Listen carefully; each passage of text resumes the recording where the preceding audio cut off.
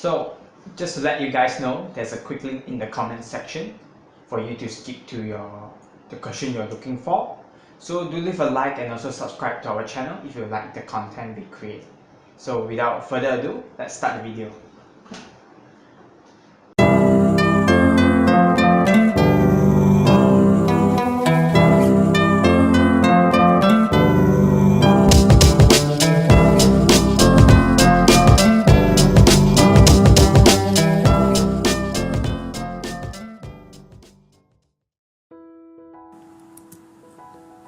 So for the first question, things that you need to take note is there's a fixed cost for both electricity price and also gas price.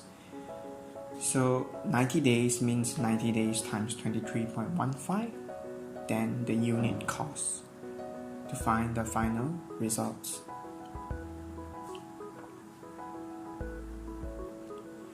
And also one more thing, the value that you calculated is in cent, so you need to change it into dollar.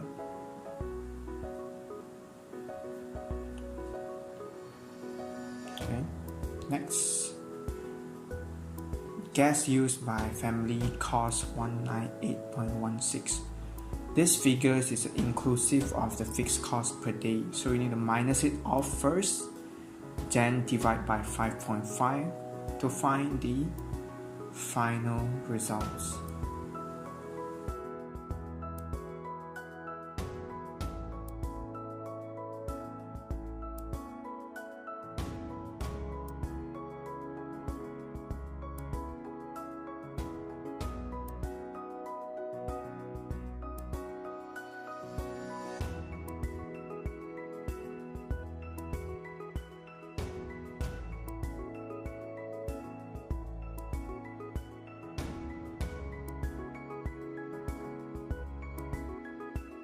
So as for the following question, it's also pretty straightforward.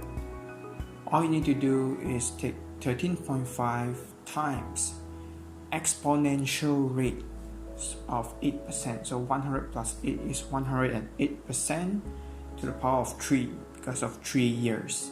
Then you will be able to get the final results.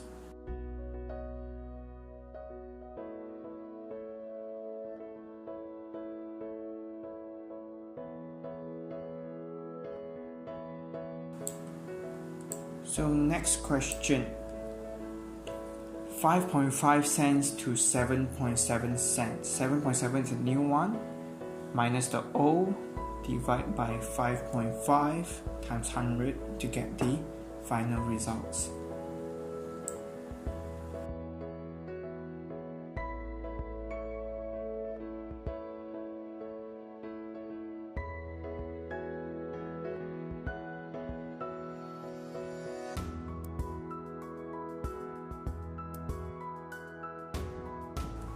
So as for this question, you are required to find the percentage, the exponential rate.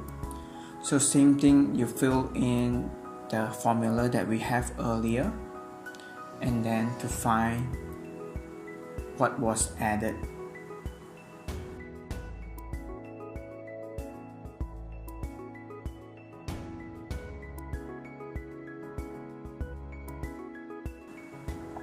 So the final results you got was 1.118.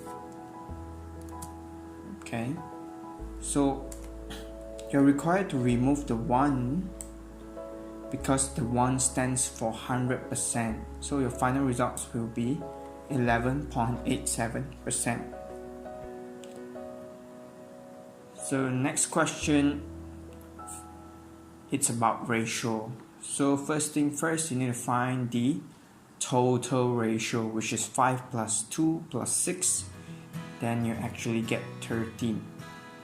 So shareholder is actually 5 over 13 times the profit. Then you will be able to get the answer. Next, this question is actually quite tricky because June price was given and you are required to find May's price. So you're working backwards. Okay. So increased by 103.3% equals to 258.25. So just take the figure, divide it, then you'll be able to get the answer.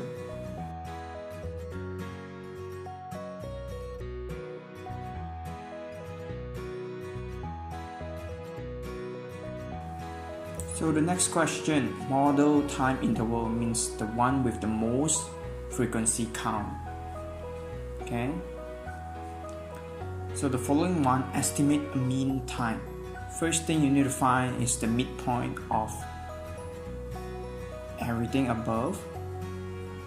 So 17.5, vice versa. Then you multiply it with the frequency and divide by 90. Then you'll be able to get the mean.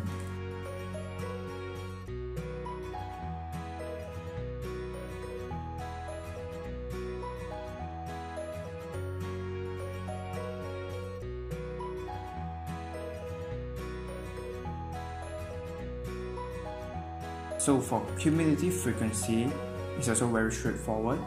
All you need to do is to add up each and every section, and the final frequency count will be 90.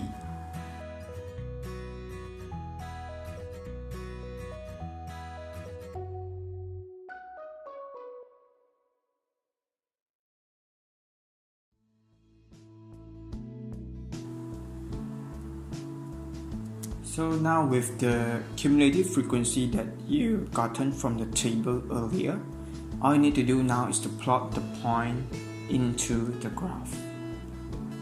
So join them together. Then you can continue to answer the following question.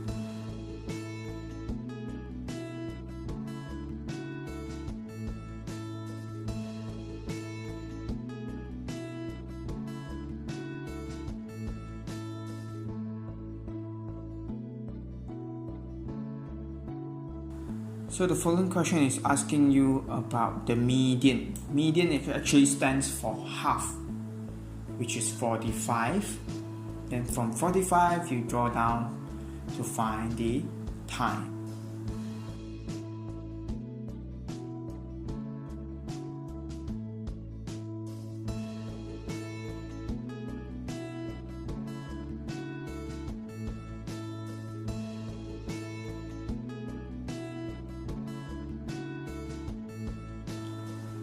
Next, which is interquartile range. So it's actually 75% minus 25%. So first thing you need to find is you take 90 times 75 and also 90 times 25. So you drew down from the graph to find the times for each of them, then minus it off to get the final results.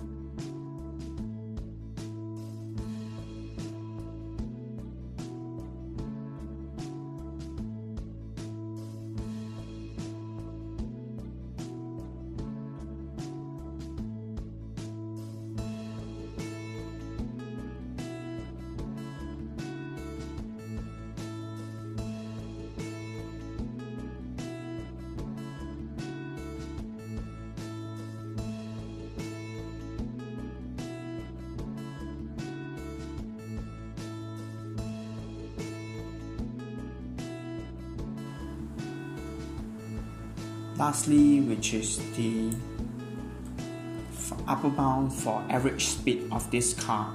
So 3720 plus 5, okay, because it's converted to the nearest 10, and then over 75 minus 0.5. because it was converted to the nearest second. So the next thing you need to take note is they want the final results to be in kilometers per hour. So the one on top is actually in meters, so you need to divide by 1000, whereby the one below is actually in second. So you need to divide 60 to get it into minute, then from minute divide another 60 to get it into hours.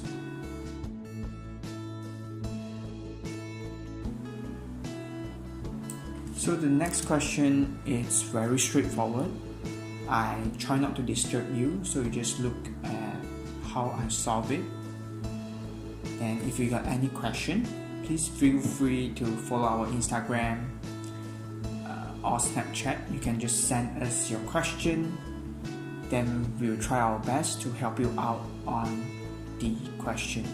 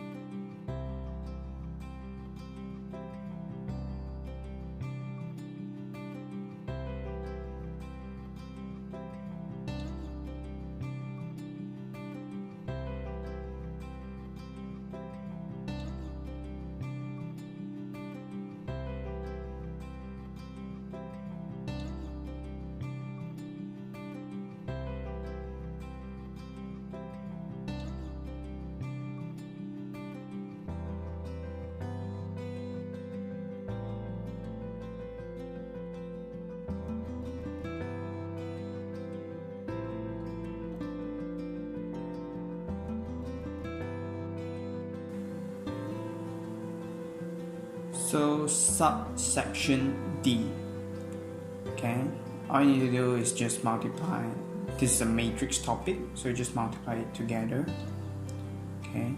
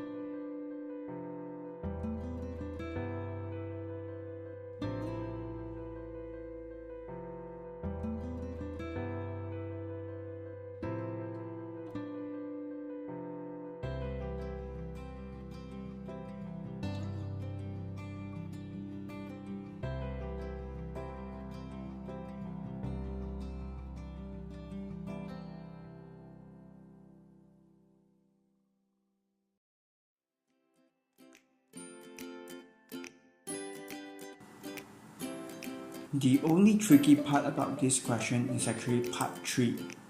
So QP is actually an inverse of GP. So you key in the formula 1 over A times D, B times C, multiplied by D, negative B, negative C, A.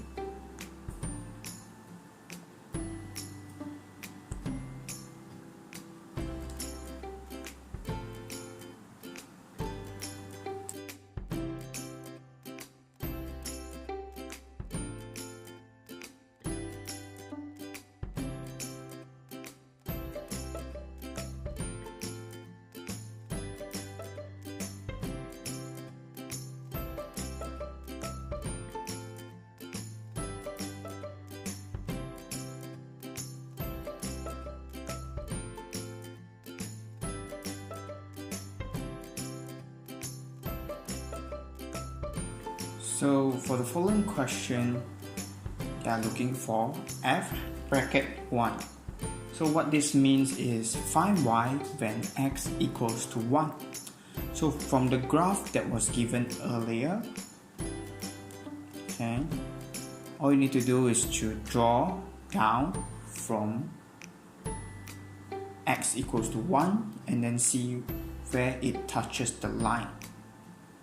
So the intersection point will be the answer.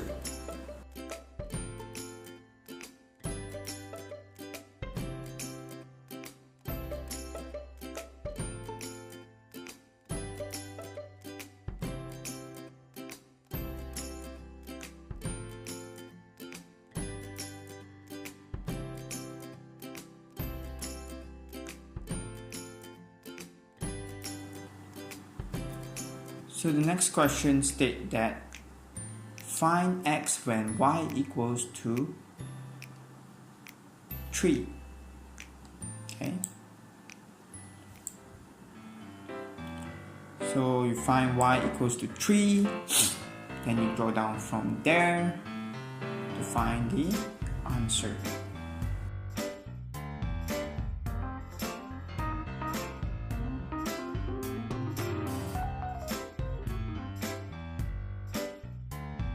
Okay, so for question C, it's a little bit tricky. Okay, so if you look at the graph, there's actually two lines. So they want it to be one solution only. Okay, so everything above the point k equals to -4 will have one answer. So the final result is k equals to -4.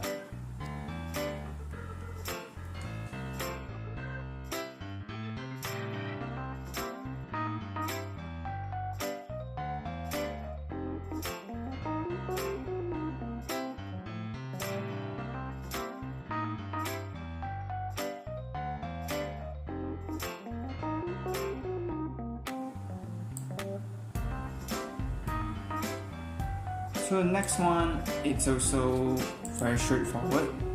As mentioned in the question, they require you to draw a line with the equation given. So all you need to do is just put in random points that's within the graph to set their coordinates. Then from there you draw it, join them together, and then check the intersection with the lines given.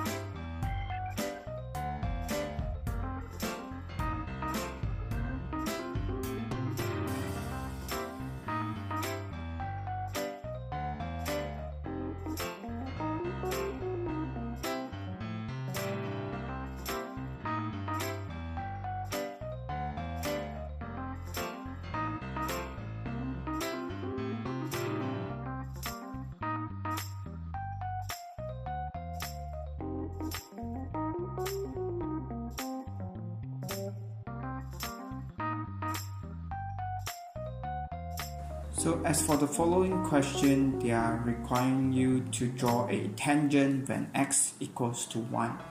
So all you need to do is go to x equals to 1 and then just draw a line from that point. So Your line might not be as accurate, but no worries, because the final marking scheme actually has a range for it. So after you draw the line, pick any 2 points to find the gradient. So as long as the final results fall between the marking scheme's guideline, then you will score this question.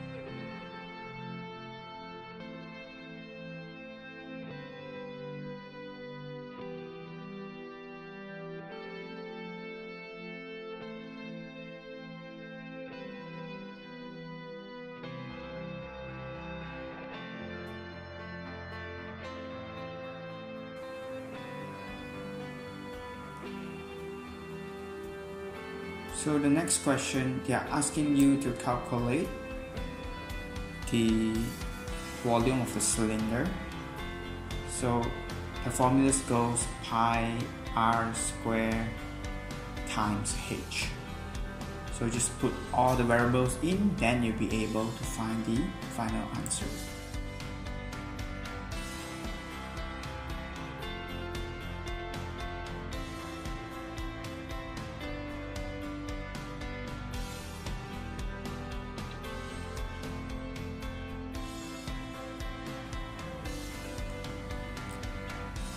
So for the next question, the tricky part about this question is the term 30 liters. So you actually need to know that 30 liters is actually equals to 30,000 cm, okay, cm cube. So to find the height, all you need to do is take the same formula as earlier, pi r square times h equals to, so here comes the tricky part. So the total volume is actually 50,900, and they filled up with 30,000 of coffee. So minus it off, then you'll be able to find the results required.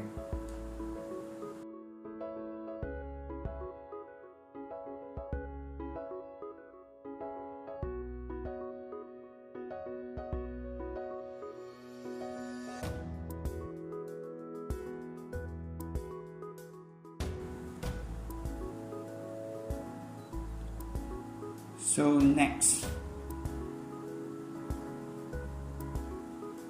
they are trying to calculate the numbers of cups that can be filled up with 30,000 liters of coffee. Okay, so first thing first, you are actually required to calculate the volume of the cup itself with the formula given. So the tricky part here is actually this.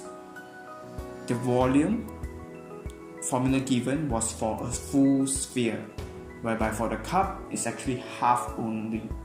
So you are required to multiply 1/2 into the formula itself to find the actual volume.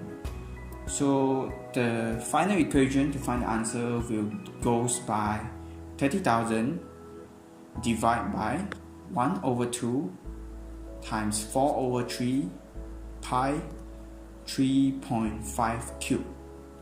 By doing so, then you'll be able to find the final answer. So the next question given was a cone. Okay. So they gave you the final volume. So you key in all the variables that's available to find the radius. And to prove it, it's actually 3.3. So the formula goes 1/3 times pi times r square times 8.4 equals to 95.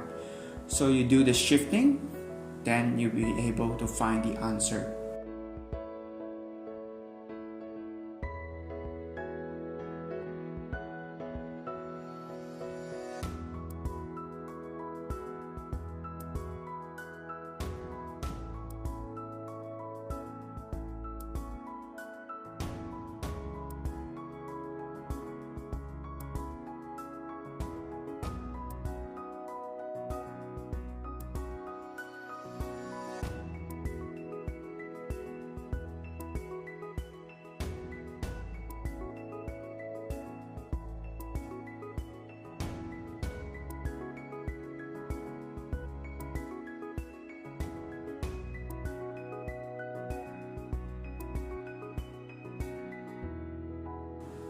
So the next question requires you to find curved surface area. So the formula goes A equals to pi r L, which is a slant height. So in order for you to find the slant height, you actually require to use Pythagoras Theorem. Okay, you already have the base and you already have the height. So the base is actually the radius 3.3 and the height given earlier in the graph was 8.4. So by using Pythagoras Theorem, then you'll be able to solve this question.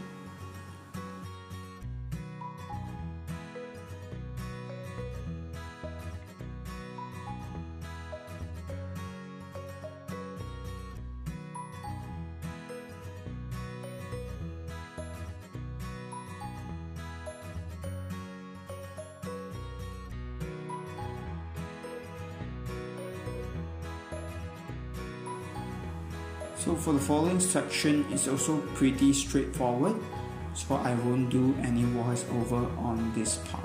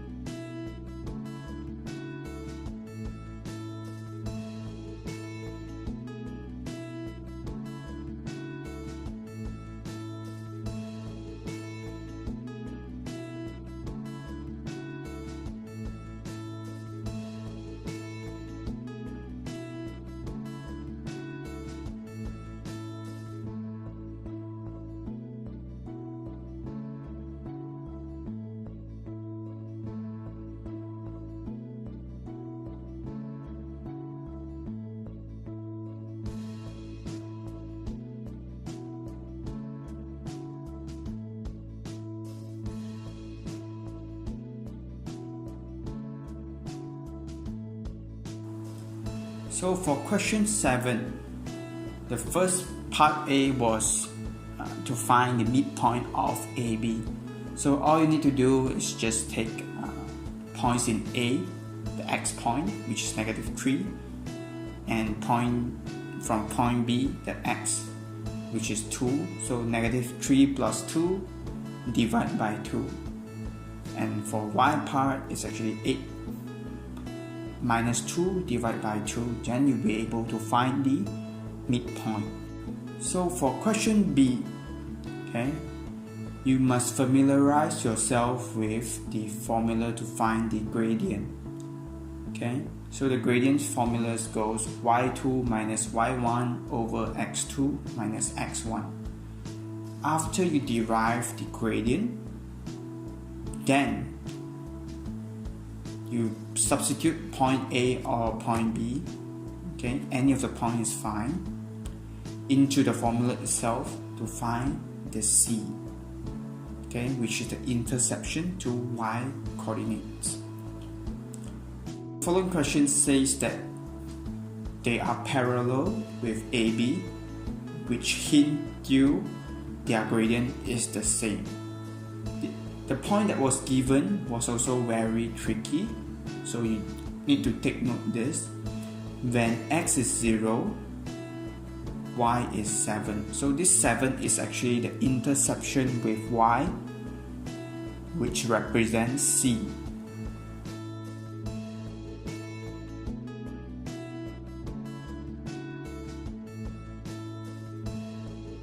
So the next part, you also need to take note down on this concept. So when the line is perpendicular, gradient 1 times gradient 2 will equals to 1. So in our case, the gradient given earlier was -2. So -2 times the new gradient equals to -1. So you do the shifting, then you'll be able to identify that the second gradient is 1/2. So I actually make a mistake in this question because I thought that the point given was 0, 5. So I straight away label the number 5 as C. But soon I realized that it's actually 1. So for this type of question, you need to substitute the value of 1/5 into the formula to derive C.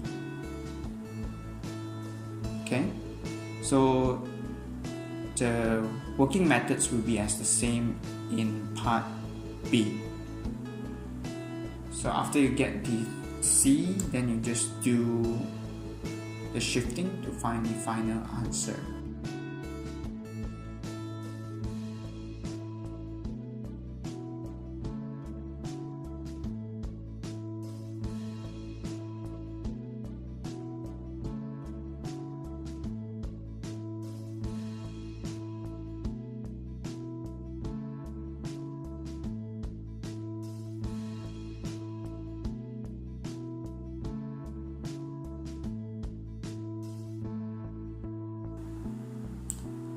So the next question is about bearing. Okay, so one of the key things you need to take note is angle A 110 plus angle B will actually be 180. Okay, so straight away you will know the B part that's not in the triangle is actually 70.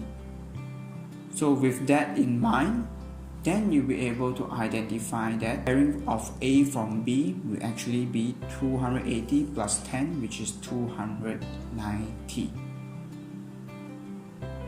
Okay, so the next question requires you to find angle BAC. So you are using the sine rule to find angle ACB first. So because after you obtain the angle, then you can use the total angle of triangle is actually 180. So you minus off both 10 and also the answer you derive, then you'll be able to find the final results.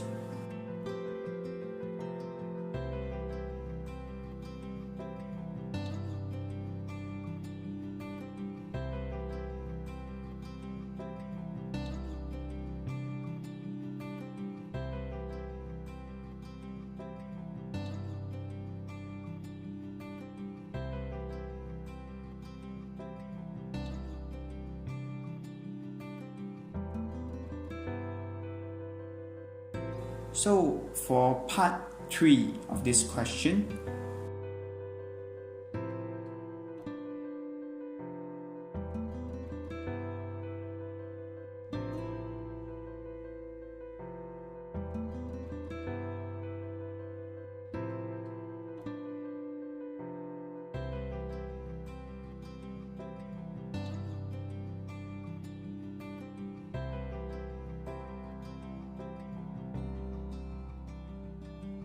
So all you need to do is to draw down from point A to BC and form a 90-degree.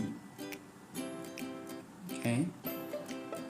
By having that, okay, all you need to do now is use the sine angle ABC because it involves opposite and hypotenuse.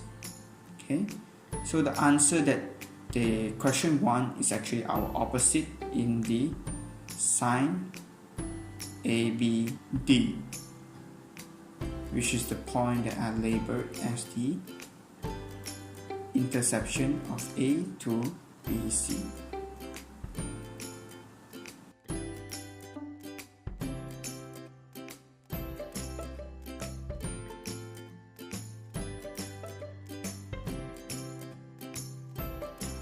So for the next question, I actually suggest students to draw down the rectangular part so that you can have a better idea of what the question is actually talking about. So the length is 8 meters and the width is actually x minus 25. So multiply these two together, then you will get 2200. So you do the arrangement, then you'll be able to get the final answer. So for the next question, I'm actually using the formula. So you can just refer to what I written there to get the idea.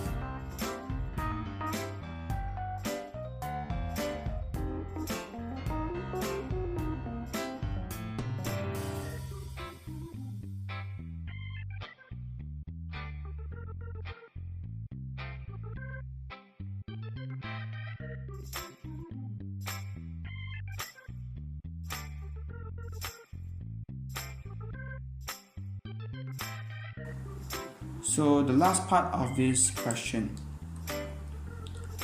part A, requires you to write down the first two terms of this sequence. All you need to do is substitute 1 and 2 into the nth position to find the answer.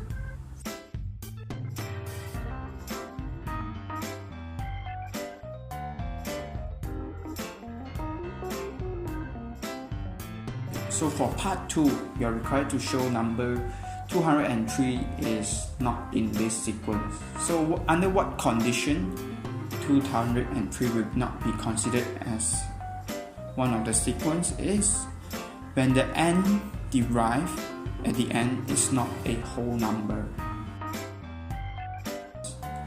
So part B, first thing first, you are required to find the difference. So the first part is actually plus 6 plus 6 plus 6. So you know that 6 is the constant variable. Okay.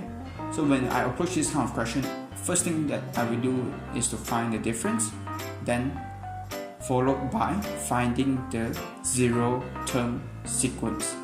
So all you need to do is work it back. You take 13 minus 6, then you will get 7. Okay. So now that I know 6 is a constant, adding 6 is a constant variable, and I originally have 7, then I will get the formula of 7 plus 6n. For the following part, the difference is 4, 6 and 8. So when you saw exponential growth, you actually need to change this into 3 rows. So you find the difference of the difference itself. So in our case, it's actually 2, 2 at the bottom. So this 2, 2, when 2, 2 occurs, or any two same numbers occurs, then it means that you can use the following formula. And the formula goes by 2a equals to the bottom row. So you find a, the value of a from there. And then 3a plus b equals to the second row, which is 4. So 3a is 3, b equals to 4 minus 3, then you get 1. Then the final one is a plus b plus c equals to the first row, which is 4. So you do the shifting, then you get c is actually 2. Then you substitute into the formula ax squared plus bx plus c equals to 0. So the x you are required to change to the unknown that represent the term. So in our case, it's actually n squared plus n plus 2 as the final answer. So for the last part, okay, the rules goes by that for you to calculate the next term, you need to take the 20 minus y, and the results you times 5 to get 50. So by doing so, you write down this equation of 20 minus y bracket times 5 equals to 50. You work it out, then you'll be able to find what is y. So when they ask you to find the first term, so you can just set another variable, for example, x minus the y that you have found times 5 equals to the following term, which is 20. Then you do the shifting and everything, then you'll be able to find the answer.